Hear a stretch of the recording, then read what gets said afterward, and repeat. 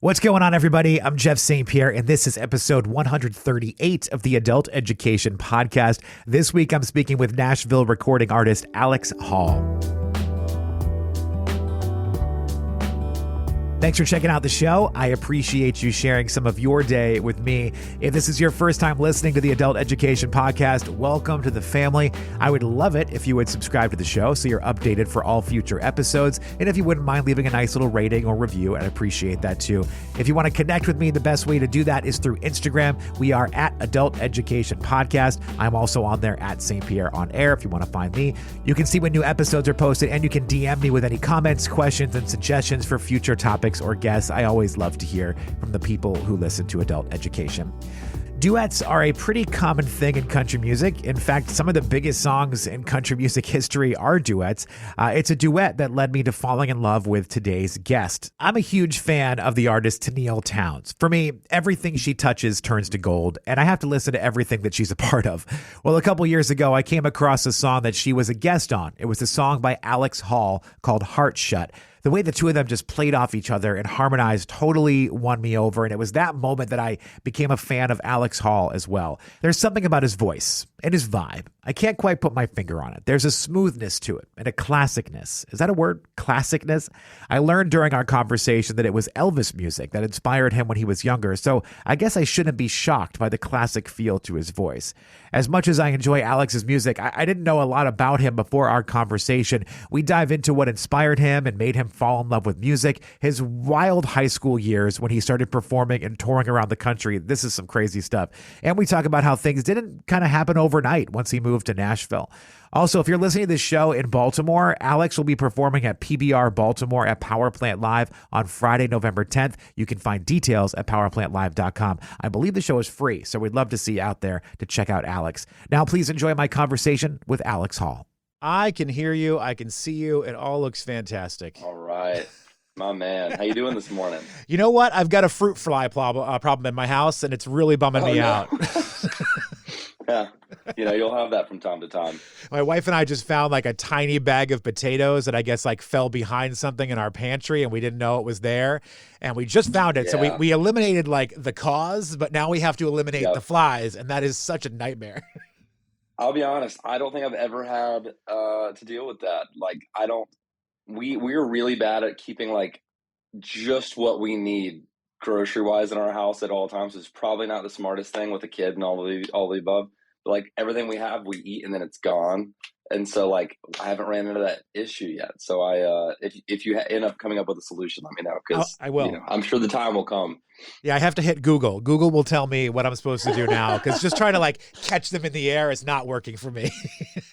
Have you seen those things on Amazon that are like the fly shooter things? So it's like a little gun, but it like shoots out this like web over them, and then it kills flies. I have not, but I do know the trick to kill flies, like regular flies. And my wife is always astounded how easily I catch them with my hands, because most people can't do it. So, and if anybody listening right now is a fly expert and this is wrong, this is just what I believe and what works for me. So please don't hammer me too hard. But flies cannot fly up. Like, they can fly in all these different directions, but flying up is very difficult for them. So instead of, like, everybody always instinctually wants to slap a fly down, right? They want to squash it, but they can fly out to the sides super quick. So you never catch them. You always miss them. If you try to catch a fly from the sides and come in from the sides, they're so much slower flying up. So that's the way to do it. Like, if you try to come in from I did not know that. There you go. That's wild. There you go. I mean, what a way to start an interview. I know, right? Come on. That's amazing. Honestly, that's really a great information to know, because the more you know about killing flies, the better your life will be. For whatever reason, it impresses my wife, so maybe it'll help you with yours. I don't know. Hey, there you go. I'll take all of the points I can get. That's hilarious. Well, Alex, it is a pleasure to meet you. I've been a fan for a while now. I was trying to think of what the first song was that I heard of yours, and I think it was your duet with Tenille Townes, Heart Shut, because I'm just such a big fan of hers that anything she puts out or is a part of, I have to be a part of it. So I think that was the first thing, but I'm so glad that I found you, because your music is incredible. Oh, thank you very much, man. I equally am a huge Tenille Townes fan, and she's a dear friend and such. And so that's awesome. I'm glad that's the song that brought you around, and I'm glad that you've you continue to enjoy the music. That's means the world. I appreciate that. You've got the debut album out now called Side Effects of the Heart. I do want to get to that, but I would like to learn a little bit more about you, if that's okay with you. Yeah, absolutely, man. So first of all, I was Googling you to try to get a little bit of the bio, and apparently there's another woman named Alex Hall that's on Selling the OC. So everything that I looked up, I kept getting her, and I was like, I don't think this is the same person. We look a little different, just a little bit. It's really the beard, I think, that really throws it off, but you know. The beard for sure. That's hilarious. You know, the funny thing, I keep getting on these tangents. There used to be another Alex Hall that was like an Olympian skier or something at some point. Also not me. I'm only good at playing guitar. I can't sell houses. I can't ski. I can only play guitar. So if you see a guitar in the person's hand, that's the real Alex Hall. I was kind of astounded at how common the name Alex Hall was. Same. I didn't realize it until I started, doing stuff in the world, I guess. And then you discover there are quite a few, I need your last name because I feel like you have a very unique last name, and then everybody would know it was me the whole time, The downside is nobody can spell it, and computers hate it because it's got a period and a space. So it I never know what my name is categorized under. Like sometimes it's under Pierre, sometimes it's under S. Like I never know where I'm going to find my name. Well, it's a beautiful last name. Well, thank you. Last name. Thank you very much. Sorry, I digress. No, it's early. No, Sorry, we're good, man. We're good. Yeah, you're an hour behind me right now, so it's a little bit early for you. I do morning radio, so I've been up since 3:00 in the morning. So this is like happy hour for me right now. We're having a happy hour hilarious. chat. Man, come on. I'm normally up pretty early, but I have a 2-year-old, and he slept in this morning. I'll take it when I can get it. I am so jealous. My daughter's going to turn 3 pretty soon, and she has never been able to master sleeping through the night. Like every single night she ends up in our bed. And I know we should probably stop that at some point, but at some point you get into survival mode as a parent where you're just like, if this is what's going to help you sleep, just get in bed with us and just be fine. Yeah, man. If it helps you sleep, them sleep, all of the above, it's like you figure it out. We were really lucky, and our little guy has been a great sleeper. But, when he sleeps a little too late, sometimes it throws the mornings off a little bit. I do have to tell you this story as a parent because I do want to dive more into your stuff. But last night, my daughter, she moves around a lot at night too. She has really weird nightmares and sometimes gets night terrors. But she was like a ninja last night. I mean, I don't know what was going on, but she was kicking me all night long. And she got me there was a moment I was laying on my back and I felt her rustling and I kind of woke up a little bit. And all I saw was her foot go up in the air and the heel came right down in my midsection. I was like, oh my God. The crazy thing too, those little things can really do some damage. Yes. For them to only be 2 years old, it's they can really get in there and throw a kick or a punch or something occasionally. That's hilarious. I hate that for you, but I feel the pain. It happens sometimes. I've gotten headbutted in the eye a couple times, and that doesn't feel great. They're dangerous little creatures. They are. All right, so back to the topic. So Gainesville, Georgia. I was reading a little bit about you, and I was getting conflicted ideas of when you started singing, when you started playing. One thing said you picked up a guitar at 14. One thing said your love of music started way earlier at the age of 3 or 4. Yeah. So tell me a little bit about how you came to just find music to be so fascinating that you knew it was your thing. Yeah, all of those are accurate. Music was the very first real thing that I fell in love with. I grew up riding horses and rodeoing and all of that. So that was really my overall passion, I would say, as a kid, because that's what I did every weekend, every week was ride horses, which also obviously brings around the country music love for all of that and everything, because that's just what's really around all of it. But my first real recollection of music was Elvis Presley. And I to this day don't really know where it came from. It might have been hearing it from my grandparents or something, but my parents were not Elvis fans. And really, none of my grandparents were diehard Elvis fans or anything. But as a really, really young kid, that is my very first memory of music. And I remember having this gold #1 Elvis CD that I just wore out. And I had to go buy another one because it broke or scratched or whatever CDs did. And I just got the bug of just I was obsessed with Elvis. And then I still in this way of if I love Elvis, I need to know all the other folks that were associated with Elvis. Then that led me to Johnny Cash and Jerry Lee Lewis and all the other Sun Studios guys from Memphis. And then so on and so on, and my parents were big Willie Nelson fans and Waylon Jennings fans and all of that era of country. And so I just really grew up around old classic music. And that's just, as a kid, not the coolest thing to be obsessed with, but that's just what really got me. And so when I was about 4 or 5 years old, my parents got me a guitar. There was only one music store in my hometown, and we went and got a guitar. And I think I had just started kindergarten, or I was about to start kindergarten. And the music teacher came back out about 30 minutes later and was like, "Hey, he doesn't know how to read. I can't teach him how to play guitar if he doesn't know how to read," which is, looking back, hilarious because that's not true. But we didn't know. No one in my family's musical or anything, and I was a kid. So really, I left that discouraged, and the guitar went into the closet, and I would get it out and bang around on it, just not having any idea what to do with it occasionally. But I really didn't get back into it until I was about 13 or 14 years old, and I had my middle school chorus teacher got me really interested in doing music professionally in general. But he got me, singing on at chorus concerts on stages in front of people and doing solo performances of, Trace Atkins songs that were on the radio at the time or whatever in front of all these folks. And kind of really showed me that I could do this as something more than just like I love to sing. And so he taught me a couple of chords on the guitar that he knew. And then he introduced me to a cousin from church that taught me a few more chords, very like, small town stuff. And then, I started playing shows when I was about 15. That summer between middle school and high school, I started playing in bars and restaurants. And my parents and I made a trip to Nashville and met with some folks here. And I started writing songs with other people and co-writing. And so I really got into music about 14, 15, but I got the bug for music as soon as I could hear a song. So all of those, long story short, are accurate. The 4 to 5 and the 14, they're both accurate. They're just different timeline, I guess, markers of when it all really started.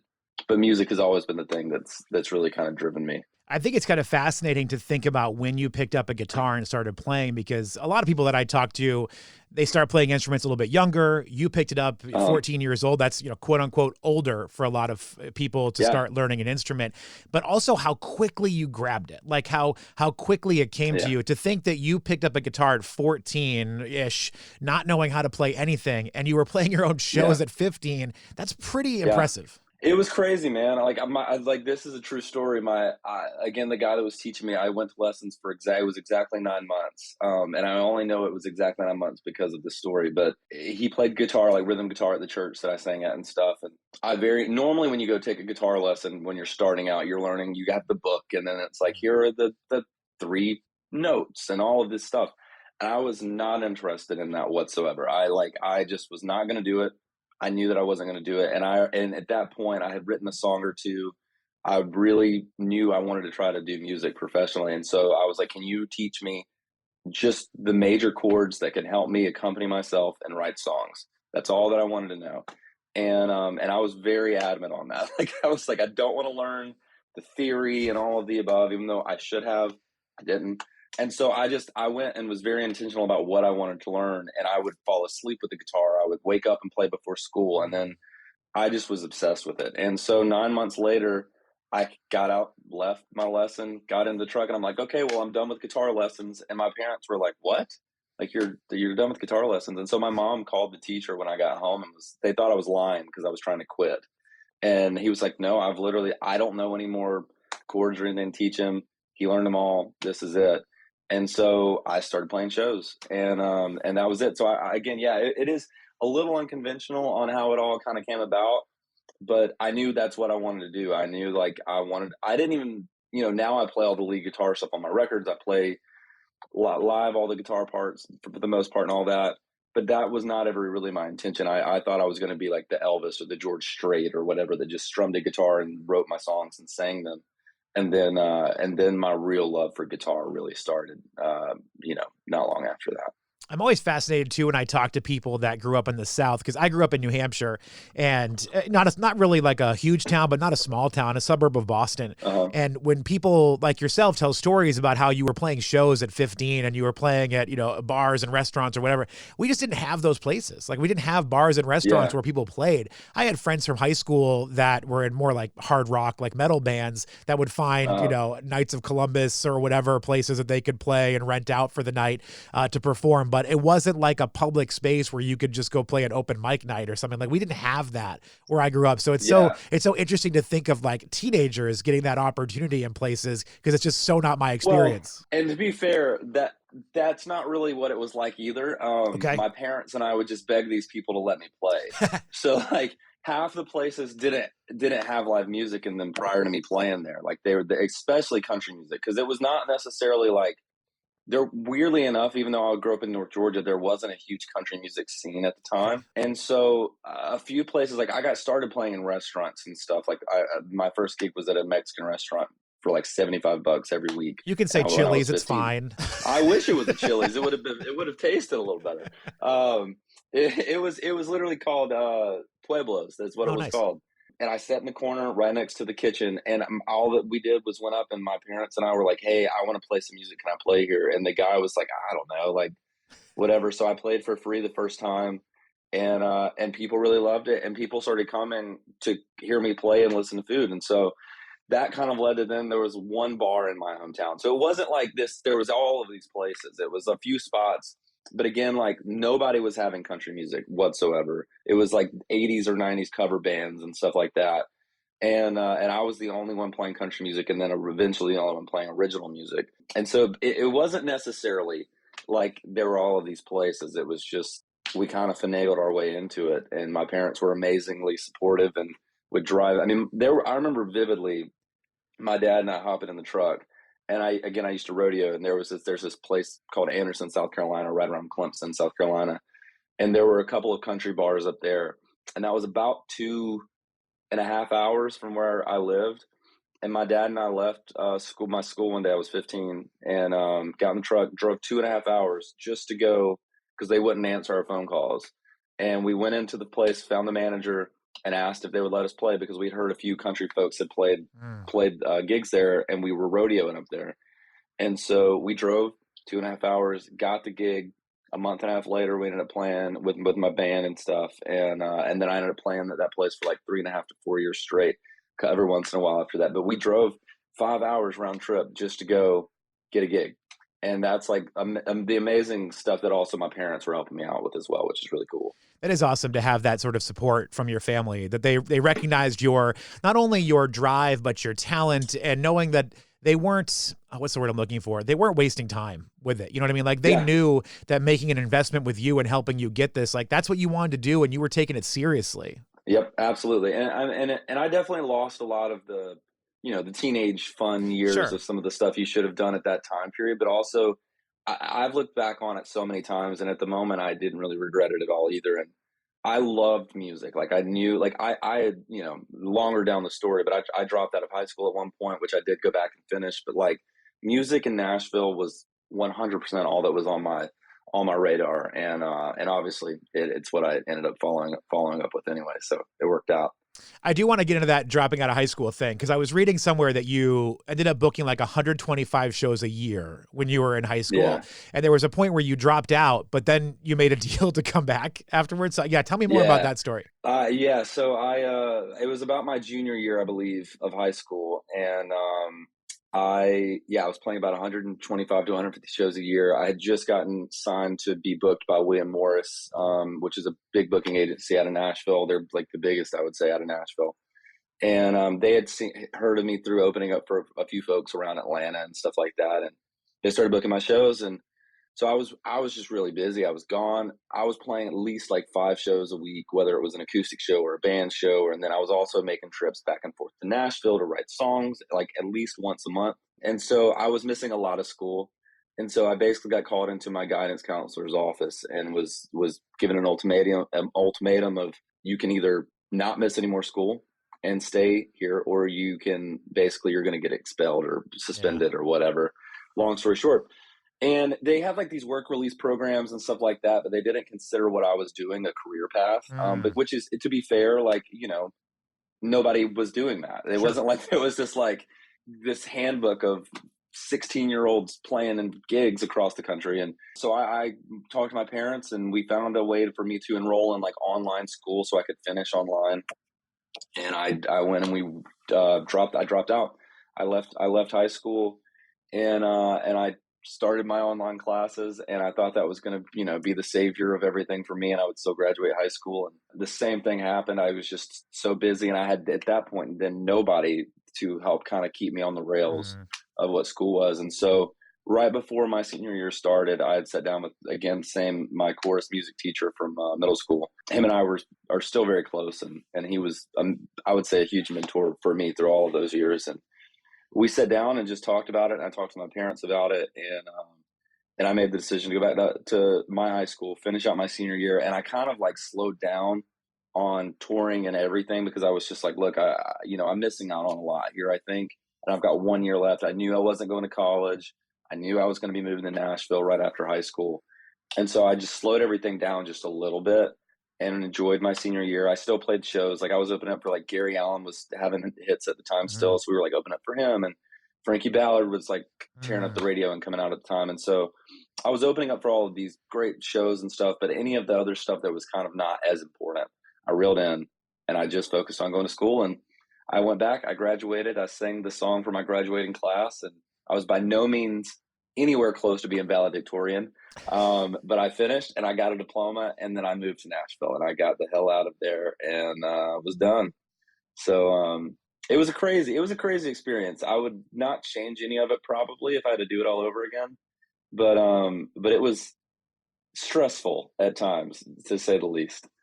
I was just talking to somebody about Frankie Ballard. I feel like I know he still does stuff. So when I say this Yeah. phrase, I don't want it to sound as aggressive as it does, but he's like one of the most interesting disappearing acts to me. Like his last album he put out was so damn good that I think it was called El Yeah, Rio man. or something like that. It was Yeah. so brilliant. And then I know it didn't work at radio as well as they wanted it to, Yeah. but then he just kind of stopped. And I was like, like, I need him back. Like, I want Frankie Ballard back in my Honestly, life. man, it's funny you say that because I was thinking about him the other day because I loved all of his records, man. And he's a great guitar player. Yeah. Like obviously, I'm a big guitar player and fan of it. And so like I vividly remember as a teenager him he had all these cool guitars out on stage, and he was back there, and him and I while he was restringing his guitar the first time that I met him.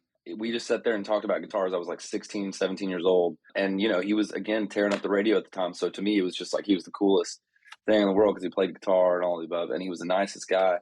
And he was so great, man. I don't Yeah, I hope he comes back around and makes a record and does something. I don't know what he's doing. I have no idea, but yeah, he was one of the folks I was opening up for. That's awesome. I need you to put some things in perspective here for me. How old are you? I'm 29 years old now. 29. So Okay. I've been doing it for a while. Yeah, yeah. I've been at it for a minute. All right. Well, so let me ask you this question. This is kind of jumping the gun, but since we're here, let's go for it. So you moved to Yeah. Nashville right after high school, and here we are approximately 10, 11 years after you make that move to Nashville, Yeah. and your debut album just came out not too long ago.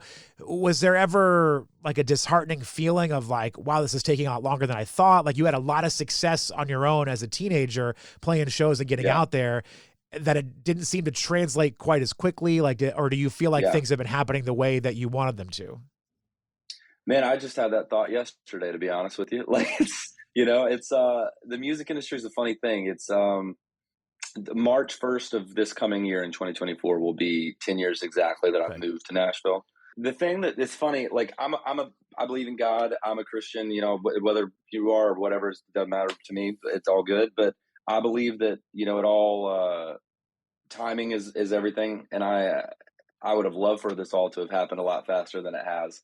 But at the same time, you know, obviously, as you can tell, 15 through 19, when I moved to town, was really focused on playing shows and touring. I was playing so many shows, I was touring my ass off, and I really got the whole show thing down pat. I was great. You could put me in front of any kind of crowd in any Yeah. kind of room.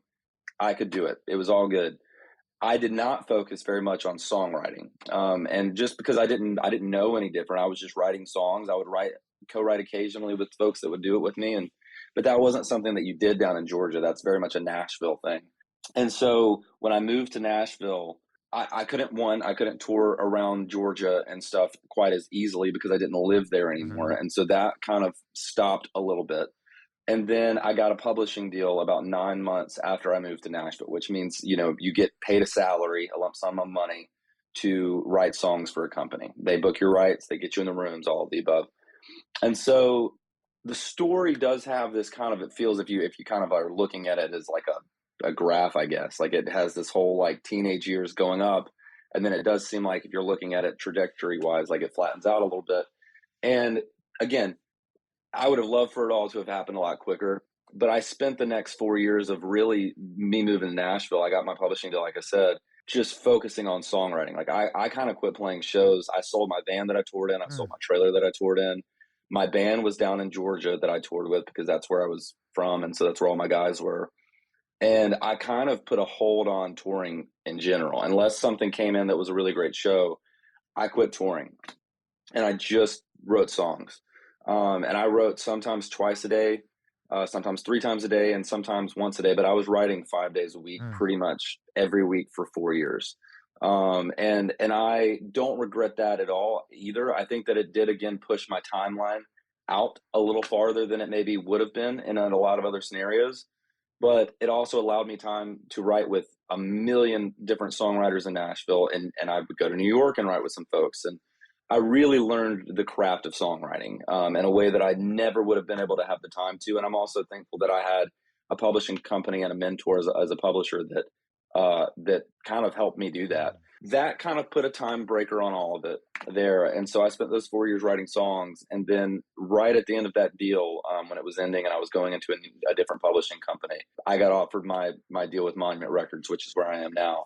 And it was, again, because we were just writing a bunch of these really killer songs that, like, the song that got me my record deal is a song called Other End of the Phone. That's on the Six Strings EP with that Tennille song with Brad Tersey.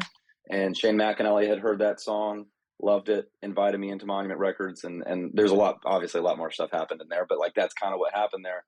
So it took quite a while. The journey of all of it was a long one, but again, I don't think I regret any of it because I got to have all the years of playing in the bars and opening up for folks and really honing the craft of putting on a show and performing and touring.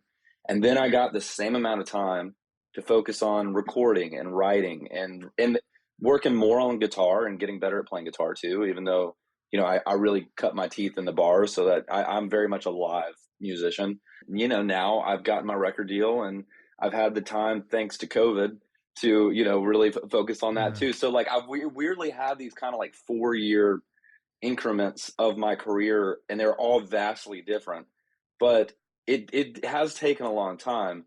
But I've had the ability and the time to really focus on each one of those crafts. And I feel like, and I would not by no means call myself a master because I'm trying to break into this whole world very much right now. And I know that, we're trying to start to sell tickets and all of the above, but I definitely have had the time to learn a lot about each aspect of all of it. And I am grateful for that, whether it's, I'm 29 now and I've been doing it since I was 15 and moved to Nashville when I was 19 and a lot of different things. I believe it all happens for a reason and it's all in a plan somewhere, somehow. And it's going to happen when it's supposed to. And, I couldn't be more proud of my debut record that we just put out in September.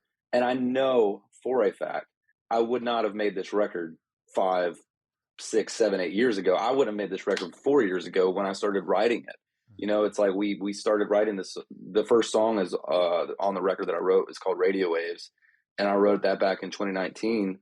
And half of them I didn't even finish writing until 2022, late 2021 to late 2022. So again, it's my debut record and there's no way I would have put this record out before any of this happened. So very long-winded answer to your question, but that's kind of how it's gone for me. And that's my story. And that's, the testimony that hopefully at the end of my career, many, many years from now, it'll look back and be like, man, what a wild journey that was to get just started, really. Because I feel like I'm just now really getting started, but I've been going at it for so long. I think the live performance thing is so important too. And A, because I love live music, but B, I think the way people consume music now, whether it's through a streaming service or whatever, people aren't investing as much money into buying music, but they invest money to see live music. So when if you're a consumer and you spend money on a ticket and you go to a show that's very lackluster, you walk away thinking, well, I'm kind of done with that artist. You know what I mean? Like, so I think the fact that you've got that under your belt, you can't fake live.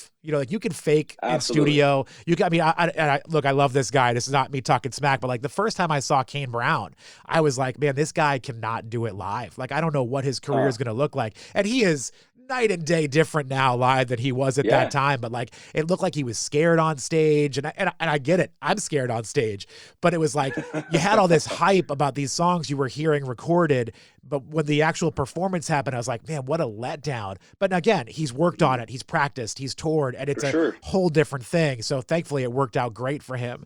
But that is that moment, like those live performances, like that's sink or swim for a lot of people. So you've already got that, which is great. Yeah, I agree, man. It's like I mean, I'm just the same way. I've seen folks that I've heard their records and love and go see because I'm all about buying a ticket, and I love going to concerts and seeing it.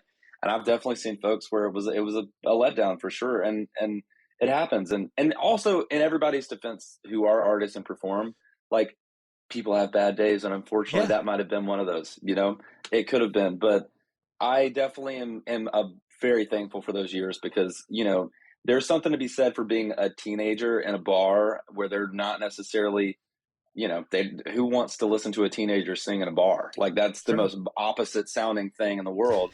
And so it was my job to get their attention and keep their attention and want them to come back next time I come back to that town. And so it was priceless. It was completely priceless for me to be able to do that. So long journey, but we're still rolling with it. We're still rolling with it. I love that this is the journey for you. I know it might not have happened as fast as you wanted it to, but I feel like it is happening at the right time. I got to tell you, on Side Effects of the Heart, that's the debut album. Side Effects of the Heart, the song is probably my favorite on the record. I love Her to Hear. Oh, thank you, man. That song is awesome. And whenever I listen to Denim and Diamonds, it's got this like, and correct me if I'm wrong, but it's got this vibe of like, I'm picturing an under the sea like dance from the 50s or 60s, like something out of Back to the Future. It's got that sort of cool like throwback vibe in that song too. And I love that you channeled that. It's funny you said that because we wrote that song. There's another song on the record called I Know a Guy. That's right before it, I think, on the record track listing wise. But I wrote both of those with Shane McAnally, Josh Osborne, and Pete Good. And we wrote terrible songwriters. You couldn't find somebody better? Horrible. No, honestly, I couldn't. They just happened to be, looking for a gig that day, and so I let them into the room. But we wrote those songs in the same day. We started with I Know a Guy, and then in the middle of I Know a Guy, we wrote Denim and Diamonds, and came back and finished I Know a Guy after it. And my idea for Denim and Diamonds, I had that title for a while and didn't know how to write it quite yet. And my whole vision for it though was Urban Cowboy, the movie, the John Travolta movie I think it's from like 1978, early 80s. And it kind of is what, at the time, I wasn't alive yet, but I love old things. And at the time though, it made cowboy culture very cool. Yeah. Like the whole, like everyone, whether you were a cowboy or not, you were a cowboy. And in the images though, it was like the disco ball and the sawdust floor and the whole thing. That was my vision of the song. And so it's really funny you say that. It's like, it's very much a throwback feeling song. And so I'm glad that it made you feel that way, long story short, because that's what it was all about. And you've got this tour coming up too. You got a few dates sort of celebrating this. I know one of them is coming through the town that I live in, which is Baltimore, and that's coming on November 10th. Tell me about this tour. Yeah, so it's really just to get, hopefully meet some folks that love the record. It's a really a beginning thing of what's going to be coming for next year. We're doing, I think it's 8 dates total. Yeah. And it's just me and a guitar. I've some of the shows going to be on electric guitar, some of it's acoustic, but it's just me telling a little bit of my story and playing some of these songs and a few cover songs that kind of shaped me and inspired this record as well. And just trying to get out there and meet folks and get people interested in the record. And then we're going to come back and hit it full swing top of next year too. So it's really, if you will, like an introduction tour of me in some places that I haven't really toured by myself. And I've been really fortunate enough to open up for a lot of people, but I haven't toured on my own really a whole lot. And so just trying to get the ball rolling, see what happens, and go from there. So yeah, it's fun, and we've done a few of the dates so far, and I think the Baltimore one's coming up in just a few weeks. So it'll be fun.